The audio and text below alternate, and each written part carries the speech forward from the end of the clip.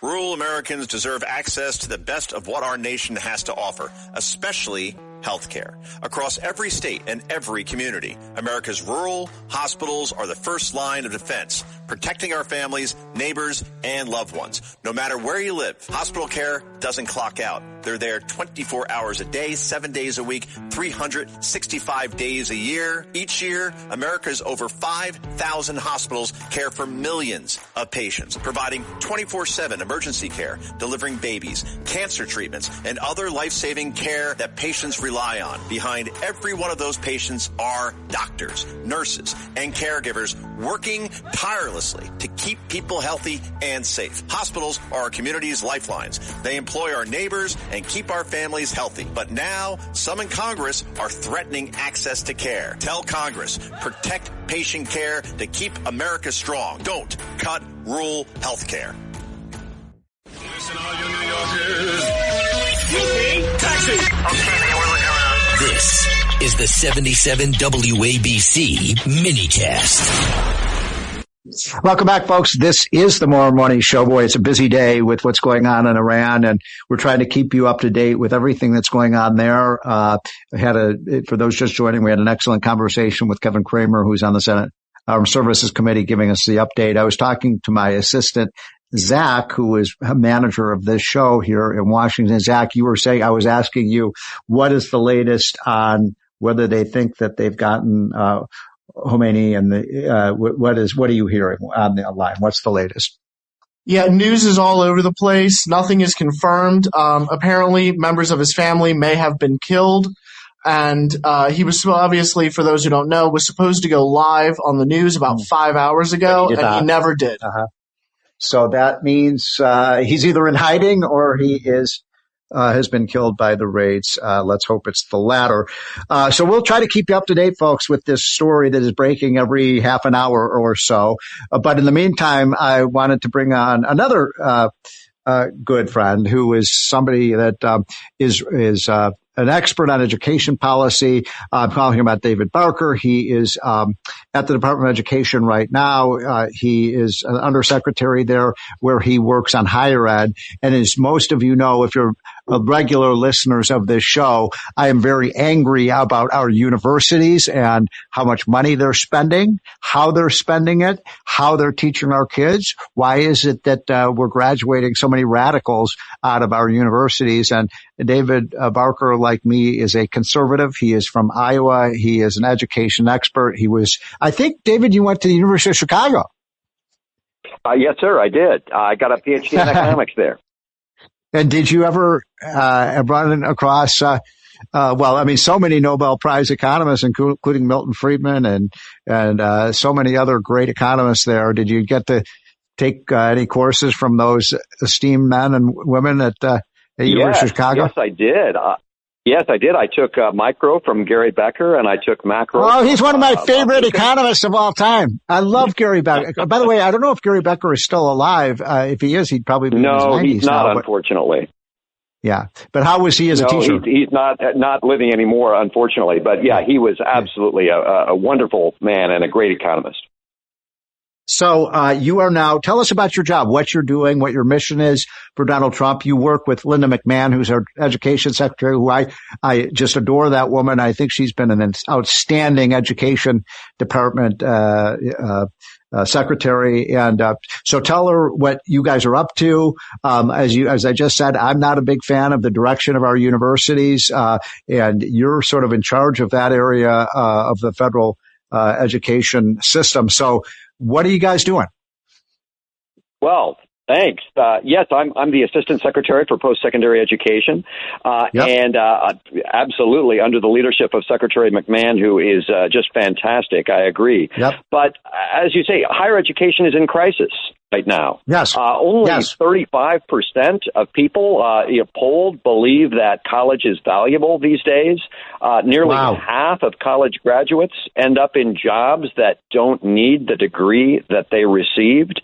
Huge majorities say that they think higher education is moving in the wrong direction, and tuition has exploded up. By the way, I'm in that group. I'm in that group solidly that thinks that higher ed is moving in exactly the wrong direction. I hope it's being reformed. But go ahead. I'm sorry to interrupt you. Yes. Oh. No, not at all. I agree. But tuition from 1990 to 2020.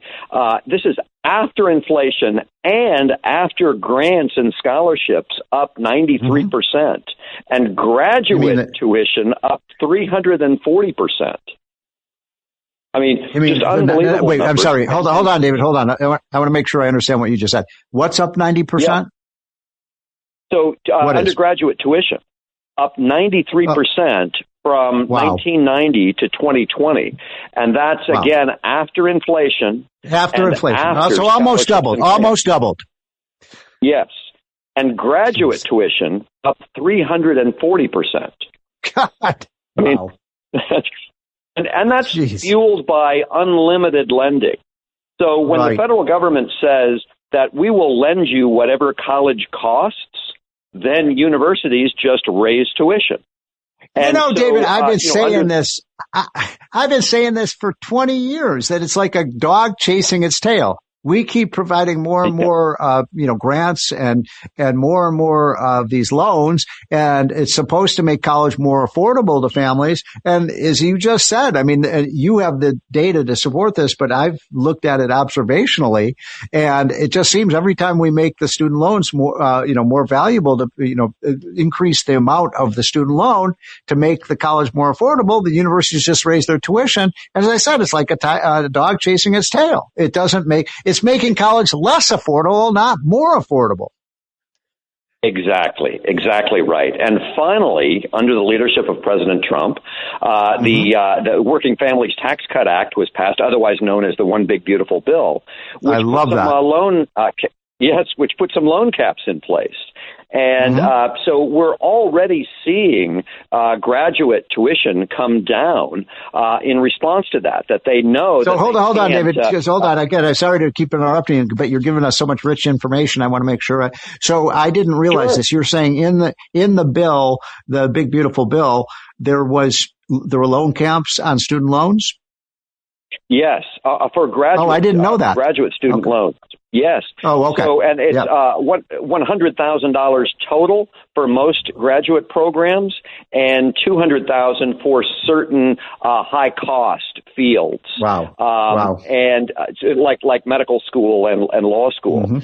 And we're already seeing some graduate schools lowering their tuition in response to these loan caps. Wow. That's great news. That is great news. It really is. What about, it really is. What are you guys doing about wokeism? One of the big problems with these universities is, and by the way, to be clear, I'm not against a liberal arts education. I got a liberal arts education myself. You went to University of Chicago. I went to University of Illinois. But, at some point, when kids are not learning any useful skills at these universities, and you said they're not trained for any of the jobs of the future, that's a big problem. It really is. And we're taking a number of steps to try and improve that. The president had an executive order on DEI in higher education, and we have, scoured the grants that come out of the Department of Education to make sure that they are not, promoting this kind of ideology. The president and Secretary McMahon have taken action against several universities that were pushing DEI, and that we've seen quite a response, and many universities across the country scaling back or eliminating their DEI programs. And another way that we're going after that is through the accreditors. Now, this is getting a little into the policy realm, but universities get federal funds only if they are certified by accreditors, and those accreditors are that's kind of a scam. That whole process is kind of a scam, isn't it? Yeah. It is, absolutely. And the president, one of his early executive orders was to the Department of Education to reform the accreditation system. And we've seen over the last year many accreditors eliminate their DEI requirements. So when I was on the Board of Regents at the University of Iowa and I was working to eliminate DEI programs, the response I got was, well, we can't eliminate them because our accreditor won't allow us to. Well, we're going after the accreditors now, and they are eliminating those DEI requirements. In fact, the American Bar Association, which was one of the worst offenders, first suspended their DEI requirement, and just this week announced that they're taking steps to eliminate it entirely. So one of the things that has been my fetishes over the last 10, 15 years is that, and I'm going to give you, David, what may sound like a radical idea, but are you familiar with the College of the Ozarks? Yes. I have met them. What a wonderful place, a work-based. It is a wonderful place. Work-based student living. Yeah. So for people who are not familiar with this story, I've told this story previously on this show. The College of the Ozarks, the tuition at the College of the Ozarks is zero. And so, wait a minute, how can a college charge, no tuition? Every student on that campus works 20 hours a week. And they pay for their own tuition. Gee, what an idea that a 19, 20, 21-year-old should actually work while they're in school. And so, by the way, I've visited that campus. I've given lectures there 2 or 3 times. I've never met a more motivated group of students because they're actually paying for their own tuition. So what I'm saying is, why can't other schools use that? Why can't kids work while they're in school? And I think they'd value their education more. I think they wouldn't have to be so dependent on all these loans. And I think they would graduate with degrees that are worth something.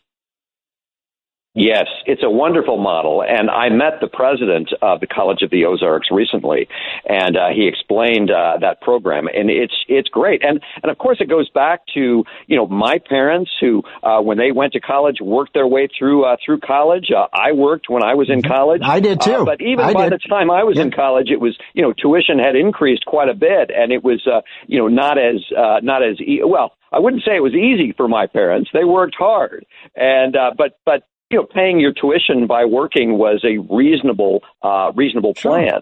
But tuition has increased so much in many cases that's more difficult to do. But the College of the Ozarks. Yeah, but you know why? But David, this is the way. Yeah.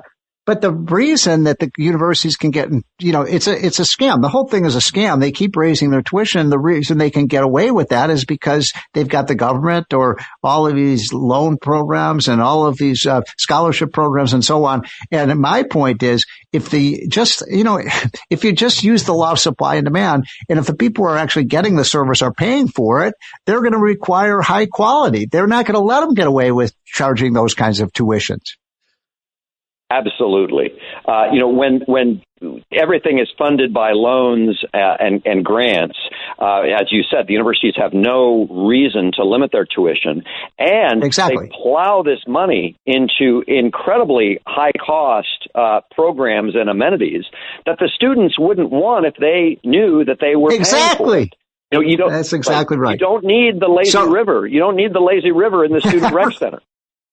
Well, by the way, here's another one, David. I mean, we could go on for an hour, and I'd love to get you on the show again in the weeks to come, because this is one of my favorite issues to talk about, the scam of higher universities. But I grew up in the shadows of Northwestern University. My parents went to Northwestern. My brother went to Northwestern. And so I have all sorts of ties to that school. They're spending $800 million, David, $800 million on a football stadium. Now, look, I love Northwestern football. I think it's great. But $800 million, and they get a tax deduction for that? I mean, come on. And by the way, as we all know, college athlete, I love college sports too, but these are not amateurs. These are pros. I mean, they're getting paid for it. The whole thing, how can you say that $800 million is an educational activity for a football stadium? Oh, it makes no sense. And, but there's this culture at universities of collecting as much as possible from the government and spending as much as possible and raising salaries. And, when I was on the Board of Regents at Iowa, I voted against some high-profile spending programs, and the response of the regents was to take me off of the committees that dealt with those issues. You're not part of the club. Right. Exactly. So no, we at the Department of Education, we want to put a stop to that by by limiting these flows of federal money to universities. And would you say that you guys are? Have you been so successful? You've only been in 1 year, but do you feel like you're turning the dial in the right direction so that these universities are more responsive to taxpayers and the students? Oh, I do. We have set records as far as the amount of change that we have brought about in the regulations that govern higher education. In fact, we've enacted these loan limits. We've enacted a short-term Pell program that'll give students an alternative to a 4-year degree and still be able to get Pell money for that. We've also put in place accountability provisions that the federal government will not fund programs that do harm to students. In other words, that leave them earning less than an average high school graduate earns. We're not going to pay for those programs. That's amazing. Yep. One thing I'd like you to do. We only have about a minute and a half, 2 minutes left, David, and it's David Barker, who is running post-secondary education at the Department of Education, is look at, seriously, this is just anecdotally, but the kids when I went to college who were working while they were in school did better when they graduated than the kids that didn't, because they valued the education. They were learning skills at the same time they were learning what's in the textbooks. So let's sort of try to push in that direction where kids, these are 19, 20, 21-year-olds. A lot of them have never worked a day in their life. Yes, absolutely right. And I'm so glad that you brought up College of the Ozarks, because I have, like I said, met with them, talked to them, and I'm studying that model to see, to see how it works and how we can apply it more broadly. Well, I'm so glad you're doing that. I'm so glad. Let's have you on again sometime in the next few weeks. Keep updating on this, because you're doing the Lord's work, and it's the amount of money that is flowing into these universities. And you look at these kids who are graduating, and incidentally, it's the young people who are voting for people like Mandami in New York. Yes, that's right. That's right. There is a lot of we're teaching them to be socialists. Yeah, exactly. Yes, that's right. Well, David, you are a national asset. Keep doing what you're doing. Tell Linda McMahon that I love her. She is one of the best people in the cabinet, and it's a hell of a cabinet that Donald Trump has put together there. And thank you for what you're doing. And folks, this is the More Money Show, and we will be right back. Rural Americans deserve access to the best of what our nation has to offer, especially healthcare. Across every state and every community, America's rural hospitals are the first line of defense, protecting our families, neighbors, and loved ones. No matter where you live, hospital care doesn't clock out. They're there 24 hours a day, 7 days a week, 365 days a year. Each year, America's over 5,000 hospitals care for millions of patients, providing 24/7 emergency care, delivering babies, cancer treatments, and other life-saving care that patients rely on. Behind every one of those patients are doctors, nurses, and caregivers working tirelessly to keep people healthy and safe. Hospitals are our community's lifelines. They employ our neighbors and keep our families healthy. But now, some in Congress are threatening access to care. Tell Congress, protect patient care to keep America strong. Don't cut rural health care.